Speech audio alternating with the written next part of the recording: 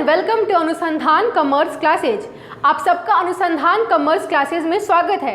My self Aparna Singh and I am here today again with another part of chapter 3 business environment. तो आज मैं chapter 3 का last topic deal करने वाली हूँ। मैं बता दूँ कि ये टॉपिक आपके इस चैप्टर का वीवीआई पोर्शन है, ठीक है। इसको ध्यान से पढ़िएगा, इससे क्वेश्चन हमेशा आते हैं एंड इस वीडियो को देखने के बाद आप केस स्टडी भी आराम से इंट्रोड्यूस कर लोगे, ठीक है। तो सबसे पहले जानते हैं टॉपिक क्या हमारा। तो टॉपिक है last topic, the major impacts of new economic policy of 1991।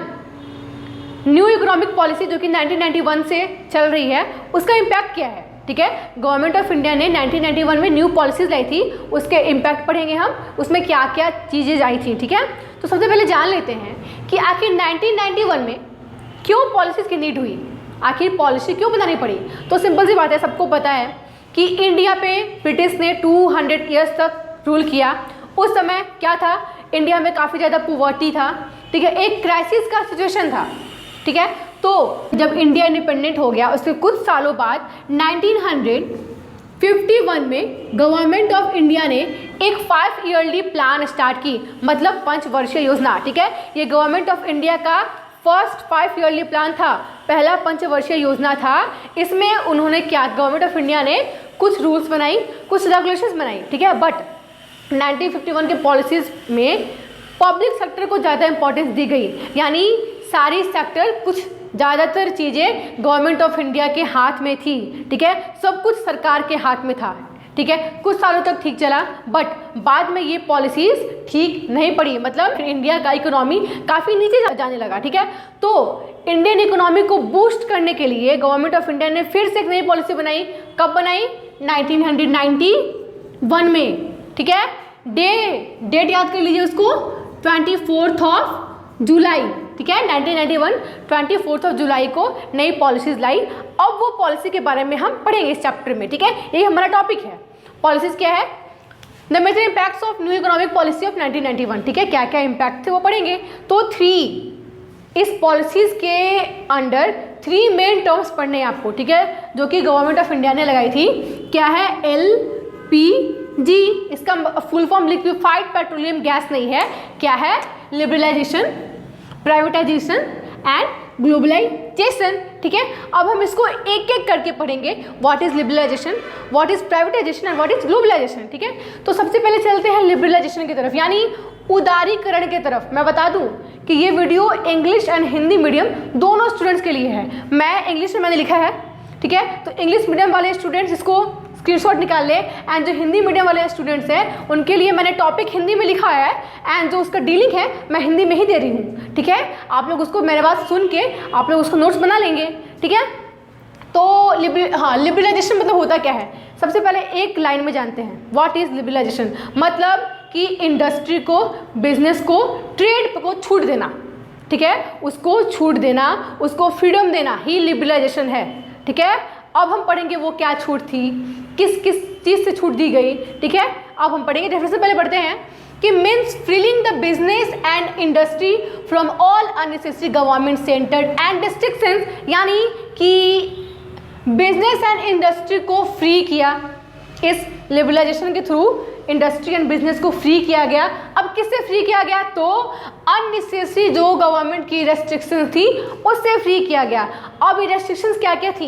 Import पे, एक्सपोर्ट पे कुछ रेस्ट्रिक्शंस थी। अगर आपको कोई प्रोडक्ट प्रोड्यूस करना है तो आपको गवर्नमेंट ऑफ इंडिया से पूछना होता है कि क्या मैं ये कर सकता हूँ। कुछ भी चीज़ के लिए आपको सब कुछ का ऑर्डर गवर्नमेंट ऑफ इंडिया से लेना होता है। ये सब क्या है? रेस्ट्रिक्शंस है, ठीक है। टैक्सेस ज़्यादा थी तो ये सबको हटाया गया ताकि इंडिया में लोग ट्रेड करें, ठीक है। लिबरलाइजेशन आया तभी इंडिया में व्यापार बढ़ा, टाटा बिरला आए, मुकेश अंबानी निकले, ठीक है। अगर ये नहीं होता तो इंडिया में ट्रेड नहीं हो पाता, जो इंडियन के बिजनेसमैन बाहर जाके वर्क करते हैं, ठीक है।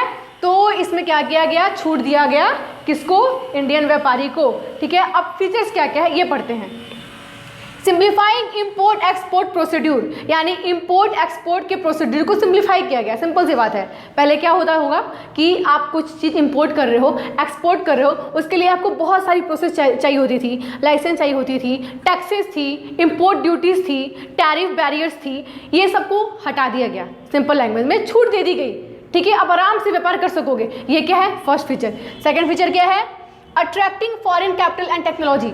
अब इसका मेन एम क्या है, लिबरलाइजेशन का मेन एम क्या है, छूट आप क्यों दे रहे हो, आखिर छूट क्यों दे रहे हो, ताकि इंडिया के लोग बिजनेस करें। सेकंड बात, जो फॉरेन के लोग हैं वो भी आके आपके कंट्री में अपना इन्वेस्टमेंट करें, ठीक है, सिंपल सी बात है। तो फॉरेन के लोग को अट्रैक्ट करने के लिए क्या किया गया, छूट दे दी गई कि हाँ अब आप आराम से हमारे कंट्री में आके अपना कैपिटल, अपना टेक्नोलॉजी इन्वेस्ट कर सकते हो, सिंपल सी बात है, ठीक है। ये है सेकंड फीचर।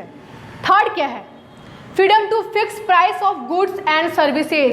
सिंपल सी बात है कि बिजनेसमैन को फ्रीडम दी गई कि आप जो प्रोडक्ट प्रोड्यूस कर रहे हो खुद से फिक्स करोगे प्राइस, मेरा प्रोडक्ट है मैं फिक्स करूंगा कि मुझे इतने प्राइस में उसको बेचना है, ठीक है। ये सब क्या है, आपको छूट मिली है, आपको फ्रीडम मिली है, किससे, लिबरलाइजेशन के थ्रू।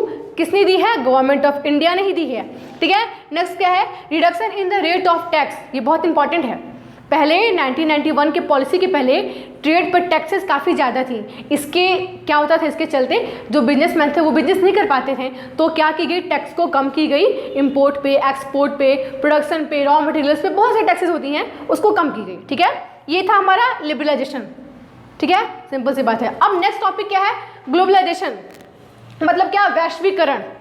एक वर्ड में समझिए, ग्लोबलाइजेशन मीन्स क्या, पूरे विश्व को एक बाजार बनाना, एक मार्केट बनाना।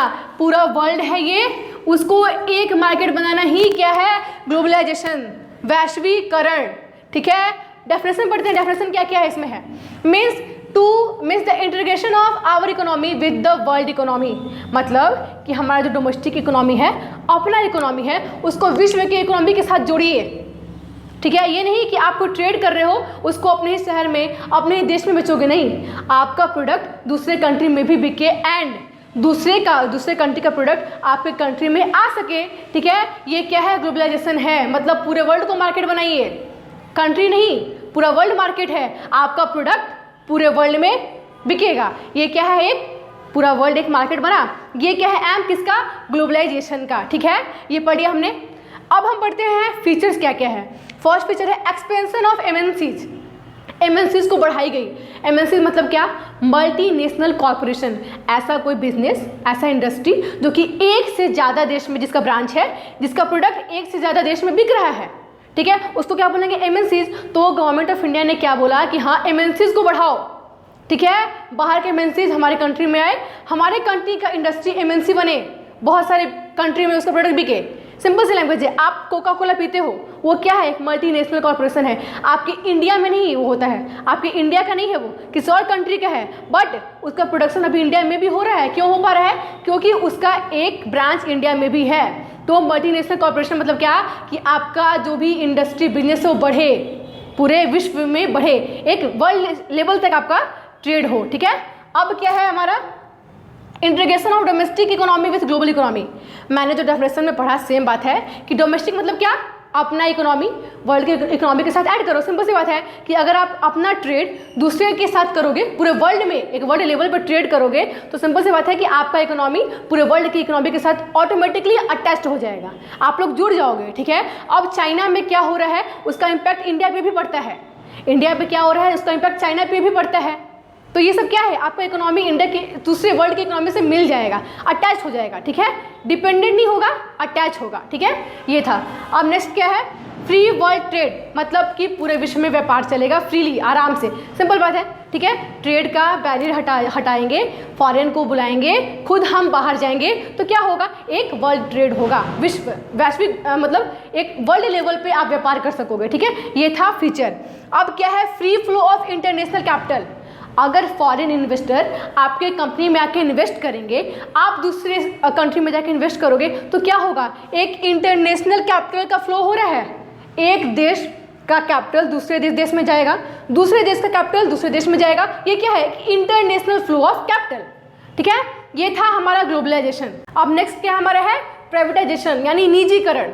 इसमें क्या किया गवर्नमेंट ऑफ इंडिया ने, सरकार ने क्या किया, कुछ सेक्टर को छोड़कर सारे सेक्टर को लोगों के हाथ में बांट दिया, बस यही है, ठीक है। मतलब कुछ सेक्टर यानी रेलवेज, डिफेंस, कुछ सेक्टर अपने हाथ में रखी, बाकी सारे को प्राइवेट कर दिया, ठीक है, लोगों में बांट दिया। डेफिनेशन क्या पढ़ते हैं, giving greater role to the private sector in the nation building process and reducing the role of public sector. Same बात है कि यहाँ पे क्या की गई, प्राइवेट सेक्टर को ज़्यादा इंपॉर्टेंस दी गई, प्राइवेट सेक्टर को प्रायोरिटी दी गई। ठीक है, महत्व किसको मिला, प्राइवेट सेक्टर को। ठीक है, किसका महत्व घटा, पब्लिक सेक्टर का। यही था डेफिनेशन। अब फीचर बढ़ते हैं, क्या है, reducing the role of public sector. जो मैंने बोला डेफिनेशन में सेम वही फीचर है। अगर आप डेफिनेशन को पॉइंट बाई पॉइंट तोड़ दोगे, ब्रेक डाउन कर दोगे, वो फीचर बन जाता है। ठीक है, तो पॉइंट क्या है, reducing the role of public sector. Same बात है कि अगर आप सब कुछ पब्लिक के हाथ में दे दोगे, पब्लिक प्राइवेट बना दोगे, तो आपका जो सेक्टर है पब्लिक सेक्टर, उसका रोल कम हो जाता है, उसका भार भी कम होगा तो रोल भी कम होगा। ठीक है, रिस्पॉन्सिबिलिटी कम होगी तो रोल भी क्या होगा, कम ही होगा। अब क्या है, increasing the role of private sector. अब पब्लिक सेक्टर का रोल घटेगा तो किसका बढ़ेगा, प्राइवेट सेक्टर का, क्योंकि आपने क्या किया, सारे वर्क को प्राइवेट कर दिया है। ठीक है, नेक्स्ट क्या है, इंक्रीजिंग द गवर्नमेंट ट्रेजरी। मतलब क्या कि जो गवर्नमेंट का इकोनॉमिक कंडीशन है, गवर्नमेंट का जो अर्निंग है वो बढ़ेगा। सिंपल बात है। ठीक है, गवर्नमेंट का जो भी अर्निंग है वो बढ़ेगा, पैसा बढ़ेगा। गवर्नमेंट ट्रेजरी मतलब क्या कि जो जहाँ गवर्नमेंट अपना पैसा रखती है। ठीक है, सिंपल सी बात है कि इकोनॉमिक कंडीशन में सुधार आएगी, आपका इकोनॉमिकल कंडीशन बूस्ट होगा। ठीक है, ये था हमारा impact of new economic policy of 1991। Chapter 3 business study का बिजनेस इन्वायरमेंट यहाँ कंप्लीट हो जाता है। ठीक है, अब नेक्स्ट चैप्टर क्या है हमारा आगे, प्लानिंग, जो कि इकोनॉमिक्स से भी रिलेटेड है, ईपीएस से भी, यानी एंटरप्रेन्योरशिप में भी वो चैप्टर है। ठीक है, तो जो आगे चैप्टर 4 है काफ़ी इंपॉर्टेंट होने वाला है। तो हाँ, मैं चैप्टर 4 लेके अगले वीडियो में आऊँगी। तब तक के लिए धन्यवाद।